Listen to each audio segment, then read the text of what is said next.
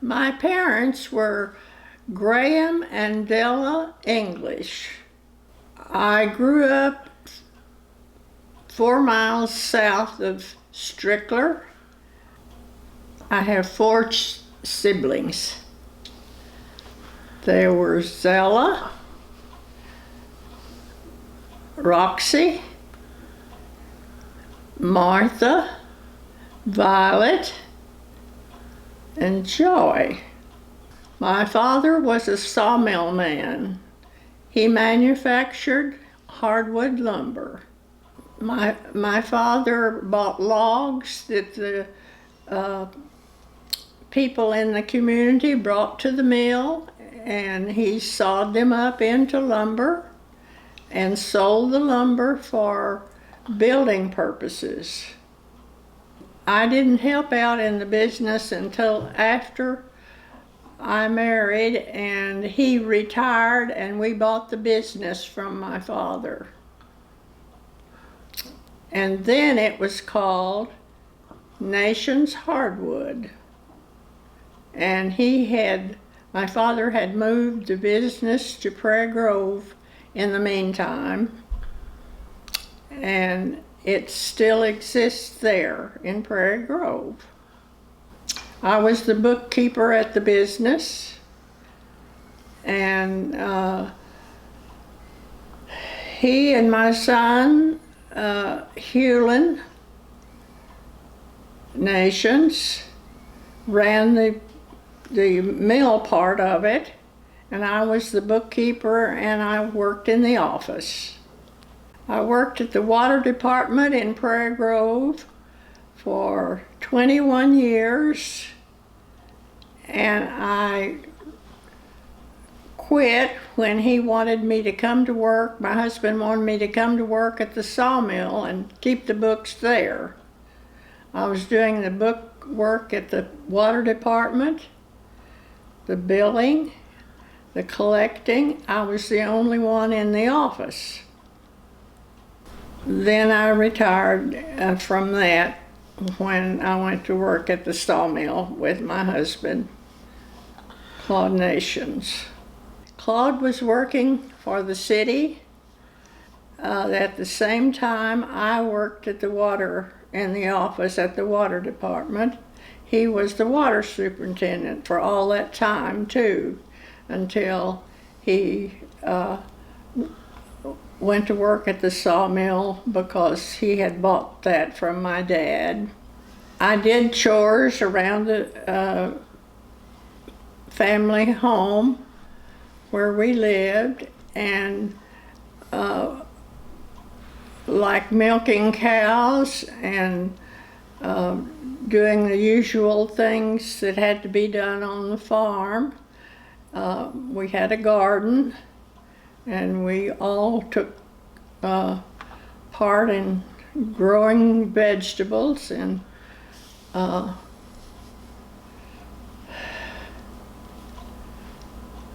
my mother and my father were good Christian people. They raised us as near right as they could in those days. In 1921 was a different world than it is today. We went to a one-room school through the 8th grade, and that was all the schooling we got until two of my sisters came to Prairie Grove and went to high school in Prairie Grove. And the other three of us, that was all the education we got at that time. I went to school at 86 Schoolhouse, down the road about a mile from where we lived. And we walked to school and back every day, no matter how cold or how hot. And our teachers were high school graduates, and they weren't qualified now at all to teach school, but we learned what they had to teach us. And then when I came to Prairie Grove and my children started to school, that's when I went to work at the water department, and I had to learn to do everything that there was to do about the bookkeeping and everything else that went with it. We didn't have electricity. We had oil lamps, and we had a wood stove that heated our house and a wood cook stove that cooked our food. And our little church was also where we went to school. And that's about all the activities we had, was go to school and go to church. Well, when we were young, we'd go to what we called a party that was called swinging games, and it was just like square dancing. I came to Prairie Grove when I got married to Claude Nations in 1940, and we moved into a house out in the country, and we raised turkeys and chickens. And then we moved into town, and that's when I went to work, after the children were in school, to the water department. We didn't get electricity until after I moved away. We had no telephone. We were just out there. We did business with the Southern Mercantile, and we banked at the Farmers and Merchants Bank. And that's about all the stores I remember. Grocery stores, I don't remember the first ones. I think the Rutherfords might have been one of the first ones. I remember from the bank having done business with Delford Reeve. Delford was a very nice man and a good banker. The Southern Mercantile was like a dry goods store and a grocery store. And at one time, I worked there a few months. It was so different then. When people come in and buy groceries, you made a little ticket and you wrote everything down on it that they bought, and they charged it. And there was a little trolley thing that went upstairs, and Viola Hannah was the secretary, I guess you'd say, up there, and she would take the little ticket and send the little, I don't know what they called it, back down for the next ticket. And we stocked shelves and just did whatever there was to do in the store. Well, when I first came to Prairie Grove, I made friends with Roy and Lillian McKenzie, Pauline and Vincel Bell, G.E. and Essie Wiswell, I suppose. All those people who have passed away now. Oh, I knew everybody. It's hard to name it, who all I did know, because everybody knew everybody else. They were our good friends, and they were good people, and they were good newspaper people too. And when I left the water department, Essie Wiswell went to work at my job there, they had by then sold the paper, the Enterprise paper.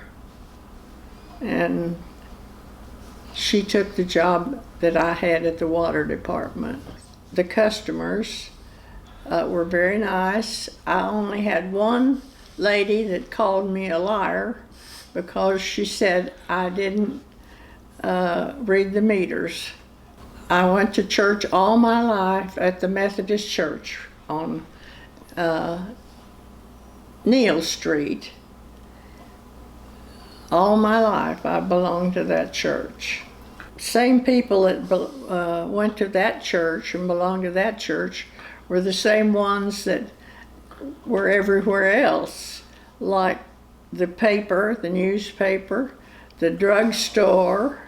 Charlie Wolverton was a pharmacist then, and all the others were the banker, the same.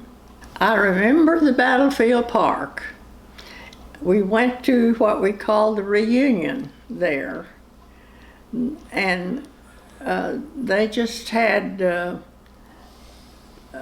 food booths like drinks, those sodas and things like that. I don't remember exactly what their activities were, except it was a big thing for us. And I remember how dirty it was up there because there was nothing paved and no grass really, but no buildings particularly. Soon after we moved to Prairie Grove was the war. And my husband went to the service, into the service, and I stayed home with the children. And then when he came home, he had a disability and was in the hospital for years. And we didn't do much except maybe get together with the neighbors and play cards or something like that. It was pretty hard to, after my husband went to war, because I had never even paid the bills when he left, because I was still a young girl, and we didn't have bills like that, but I learned. And I had 2 small children, very small children, practically babies, and it was hard.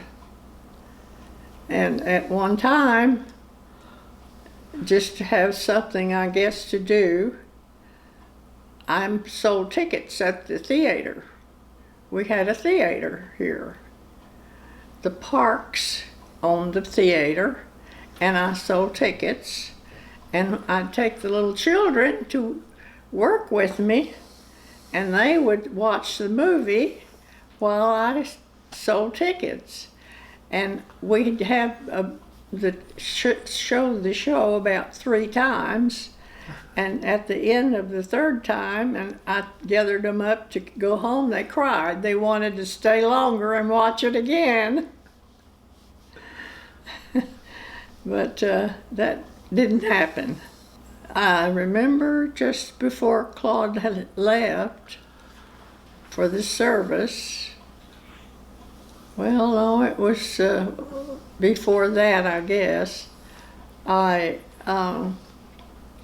We went to that movie for entertainment. He and I did, and my oldest son, Hewlin, was 2 weeks old, and we went to the movie, and that was about all the entertainment there was. The Parks boys were good managers and nice men, and very young, but I don't know just how old they were. I do know that Donald was married to Peggy, and that's about all I remember about that part of their lives. They went to the telephone company when I guess it was their father, Jim Parks, retired. I was rather busy myself and raising children and trying to help with the providing a living for us, and we had 2 chicken houses at that time right behind our house, and we grew about 2,000 chickens at a time, and I tried taking care of 2 little children and all those chickens all at the same time. And if I took them, Hewlin with me, he'd squeeze the little chickens to death, and Carolyn, I'd wait for her to nap so I could put her in her bed, and it was hard.